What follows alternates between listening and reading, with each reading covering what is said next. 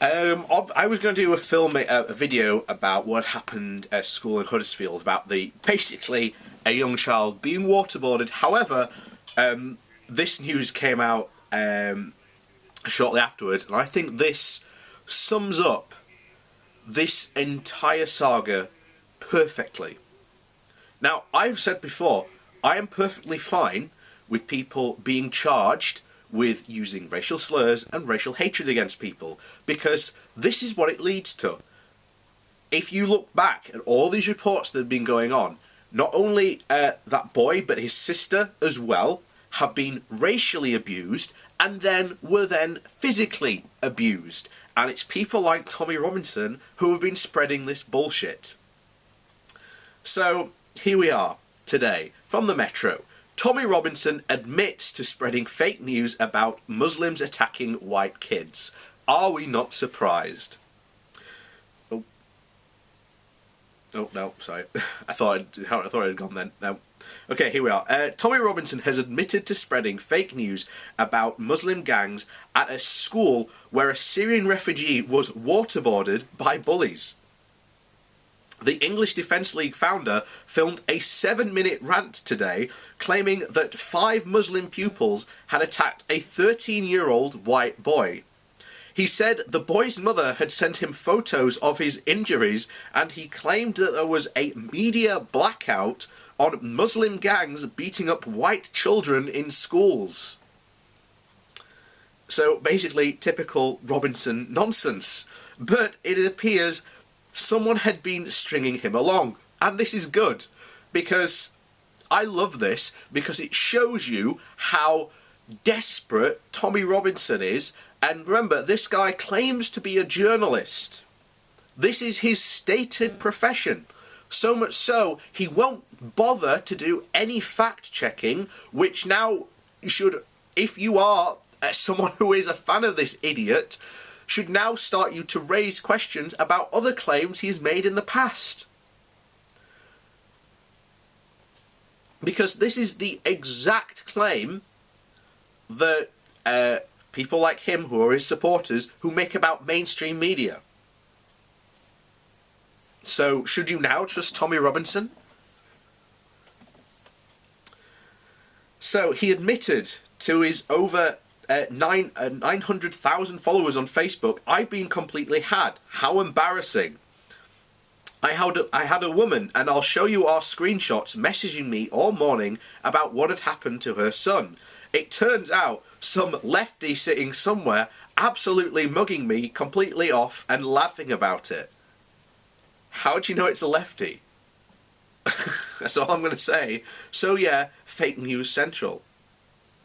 It turns out the 13-year-old boy who had been jumped by 5 Muslims wasn't her son. The far-right activist also claimed the 15-year-old Syrian refugee who has been named as Jamal was allegedly attacked a white girl.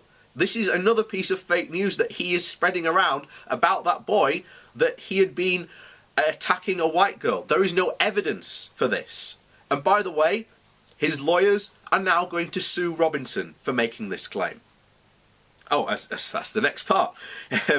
He is still standing by those claims, despite Jamal's lawyer, Mohammed Anjuki, I think that's how you say it, saying that the family is considering bringing legal action against him. And I hope they do, because you know what? That's something I'd crowdfund.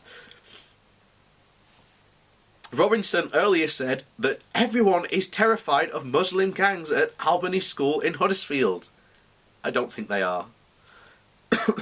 He said that the 16-year-old boy who was charged with assault after the attack on Jamal is living in complete fear, and the whole country has turned on him. Rightly so, because this is what I've said before, and I'll say this openly. This is why I support the convictions against Dankula. What happens in all these cases is these idiots who start spewing racism then eventually turn into things like this happening. You know, he ends up assaulting, you know, someone who is basically perfectly innocent. if you stop them at the beginning, and you stop them, and you criminally charge them with this type of stuff before they get to the assault phase, chances are they're not going to make it that far. And that would make a better society for us.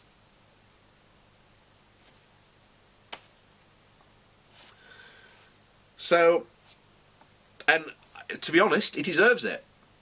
As far as I'm concerned, not only had he been racially abusing the boy, as we now know, he also decided to attack a 15-year-old, a 15-year-old boy. A 15-year-old boy who also had a broken arm at the time. So good going there, attacking someone who is clearly in a disadvantaged situation to you, but also with the goal to film it as if somehow he would be praised for this. And bear in mind, it turns out this boy who attacked him was a fan of Britain First and a fan of Tommy Robinson. So where did he get these ideas to attack this boy? Oh, that's right, Tommy Robinson and Britain First.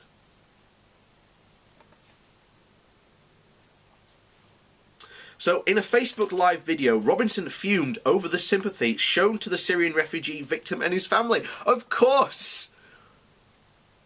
This idiot decided to waterboard him. That is a form of torture. Robinson said, "Imagine being in that school. You have lots of Muslim gangs beating up lots of English kids. Not one-on-one, but gangs booting the hell out of them."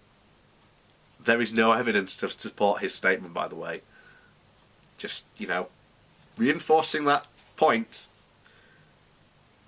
And if these gangs, by the way, are so prevalent, where was this gang to protect this Syrian refugee? If this gang culture exists, why did this gang not swoop in to defend them? To defend this guy? But, there's, logic and facts don't apply to people like, Tommy Robinson. Okay, then he continues. Then you decide to make a stand against this kid and you go and grab him. Then what happens? The whole world turns against him. But he didn't just go and grab him. You can clearly see in the video him racially abusing him, headbutting him, throwing him to the ground, and then waterboarding him. And by the way, I want to point out this kid who had all this happen to him did no resistance at all. He at every single point was walking away and just not, escalating this fight. It was the bully who was trying to escalate this. So he gets everything he deserves. So I'm sorry, but he does. He also hit out at what he called bearded Muslim men outside the school holding a demonstration in solidarity with Jamal and his family. Why are you hitting out at that? That's perfectly fine. They're just exercising their right to protest, unless Tommy Robinson has a problem with people of a certain ethnic background or religious background protesting. Who's the fascist now? Jamal appeared outside his school today and said thanks to around the 30 protesters. Oh, 30 protesters. What a horrid sight of people, supporting this boy who'd been through a traumatic experience. Already being, a refugee, fleeing from a war-torn area, and now being racially bullied, verbally bullied, and, literally having torture by someone. How dare they show solidarity?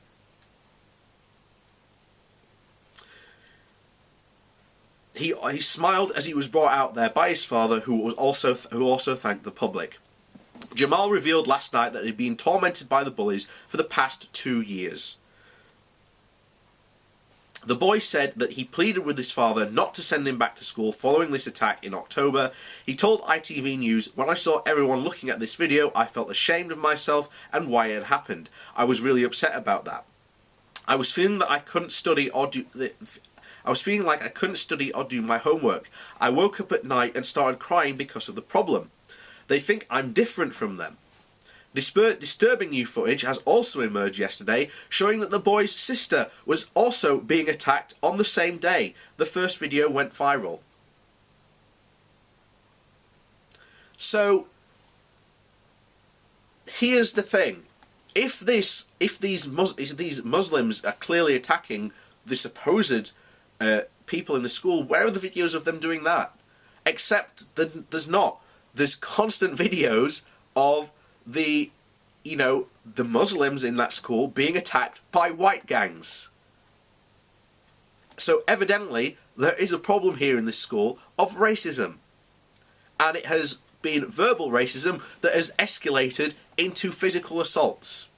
And this is why you need rules and laws that stops people at that verbal level.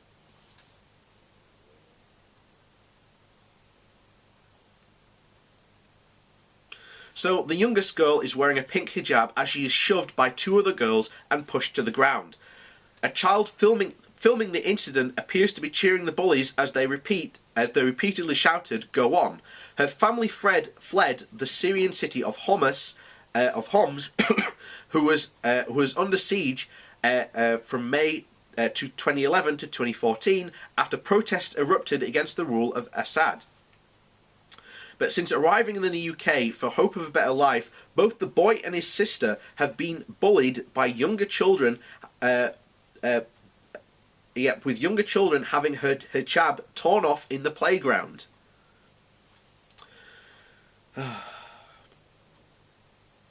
So the family's lawyer said to the Mail Online last night, last Friday she tried to self-harm with pieces of glass. So this is not just a physical problem, it's the fact that this verbal abuse does lead to these people having a problem as well. And this is why we should be worried about, racist abuse. We should be worried, and there should be punishments. She's been abused for around a year and a half, and some of it has been racially referring to Arabs and where she came from. He added that the same day the video went viral on social media, his sister was also being attacked. She had a headscarf ripped off in the playground, and this is despite us complaining to the school about the abuse. And what can you say to that? This is why I support Dankula going to court and paying his goddamn fine. And if he doesn't pay it, well, either the bailiffs turn up, or he goes to court. Goes to prison. And I'd support that because he's a fucking idiot. This is a problem. This is why we should absolutely have laws that stop this, because, as it's clearly shown here, it starts with verbal assaults and then escalates into physical assaults. Now, this is just not a fault of definitely a fault of the school, because clearly they haven't done enough to stop it at that phase, because it's clearly escalated into serious physical assault. So, and it all goes back to people like Tommy Robinson. All goes back to Tommy Robinson and people like Dankula, who encourage this nonsense by saying, oh, it's just racist language, it doesn't hurt anyone. So, can I say, I'm lost for words, I really am, but that's what happens. And it's idiots like this who just go, oh, it doesn't happen. And you have idiots like Tommy Robinson who have admittedly openly said they don't care about the stuff they say, and people who are influenced by the stuff he says that go on to commit violence. Because the boy in question who did the waterboarding was a Tommy Robinson fan and shared Tommy Robinson's posts. So he absolutely influenced this assault in some way.